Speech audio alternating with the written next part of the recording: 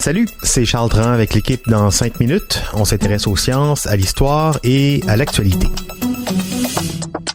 Aujourd'hui, on parle de céréales et de civilisation. Blé, riz, maïs, sorgho, millet, ces plantes sont devenues une base de notre alimentation et à raison puisqu'elles offrent un important apport énergétique, mais aussi parce que l'humanité s'est rendu compte qu'on pouvait facilement stocker les surplus de production, ce qui est bien pratique pour faire des réserves en vue de l'hiver, par exemple, pour faire du commerce aussi, organiser la gestion des récoltes d'une année à l'autre, bref, pour se sédentariser. À tel point que pour de nombreux historiens, derrière chaque grande civilisation de l'Antiquité, il y a une grande céréale, sans laquelle elle n'aurait pas pu se développer. Alors, quelles céréales sont associées à quelle civilisation et pourquoi parle-t-on surtout des civilisations de l'Antiquité, pourquoi pas des plus récentes? Voici Baptiste Zapirin.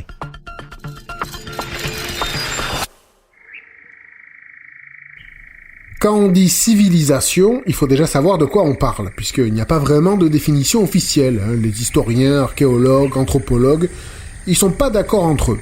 Les critères qui reviennent, c'est une société organisée autour d'au moins une ville ou un village, en tout cas un endroit où les citoyens se sont sédentarisés, avec une structure étatique. On y observe une certaine division du travail, l'agriculture, la science, la technologie, le commerce, la littérature, l'art se sont développés. Et certains estiment aussi que comme critère, on peut ajouter l'existence, la concentration et la gestion des surplus de production agricole. Des critères qui permettent donc de parler des civilisations égyptiennes, mayas ou helléniques, donc gréco-romaines, mais aussi des plus modernes comme la civilisation occidentale ou la civilisation orthodoxe russe, pour citer des exemples définis par l'historien britannique Arnold J. Toynbee. En tout cas, on imagine facilement que la production de nourriture est capitale évidemment pour développer une société complexe.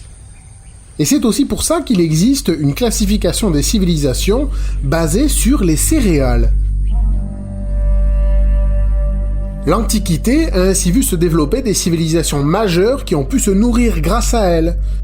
En Asie, par exemple, on parle des civilisations du riz, une plante très présente et adaptée au climat local. Le riz, comme le blé d'ailleurs, est originaire d'Asie centrale, mais le riz a l'avantage de pouvoir produire 2 à 3 récoltes par an. Par contre, il implique une bonne gestion du calendrier et des efforts plus importants que le blé. La culture du riz sauvage remonte à au moins 13 000 ans en Chine, jusqu'à aboutir, à force de sélection, à une culture du riz domestique actuelle, il y a environ 5 000 ans. On en trouve des traces en Chine et en Inde, notamment sur les rives du Gange.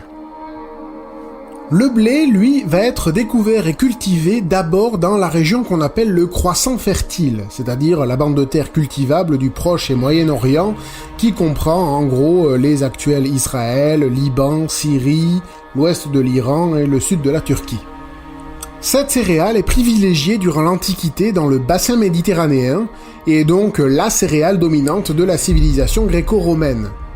On la cultive aussi en Afrique du Nord, la Numidie à l'époque, et aussi en Égypte. C'est d'ailleurs dans l'Égypte antique qu'on aurait inventé le pain.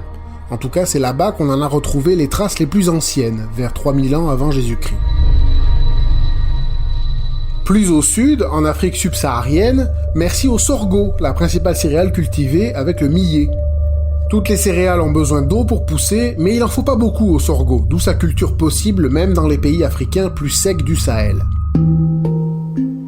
De notre côté de l'Atlantique, c'est la culture du maïs qui s'est avérée à la base de l'alimentation des civilisations mayas, tout comme les Aztèques ou des Incas ensuite. Les fouilles archéologiques montrent qu'après une période de cueillette sauvage, on s'est mis à vraiment cultiver le maïs il y a 7000 ans, au sud-est de Mexico. À noter que du côté des Premières Nations en Amérique du Nord, on est davantage chasseurs-cueilleurs plutôt qu'agriculteurs. Et en général, on ne qualifie pas ces sociétés de civilisation à proprement dit. Mais si les principales civilisations de l'Antiquité peuvent être associées à une céréale, à partir de la fin du XVIIIe, début du XIXe siècle, les frontières vont se brouiller. C'est le début d'une véritable mondialisation des échanges et on commence à consommer, importer et cultiver plusieurs céréales dans plusieurs endroits du monde d'où elles ne sont pas originaires. De quoi rendre le concept de civilisation de céréales dépassé pour l'époque moderne.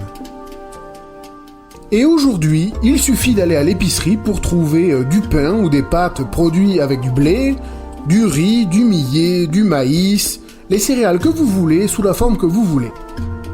Alors la prochaine fois que vous en achèterez, ayez une pensée pour ces humains qui ont appris à cultiver et domestiquer ces plantes il y a 10 000 ans ou peut-être plus, et qui n'avaient sans doute pas conscience qu'ils allaient changer la face du monde avec ça.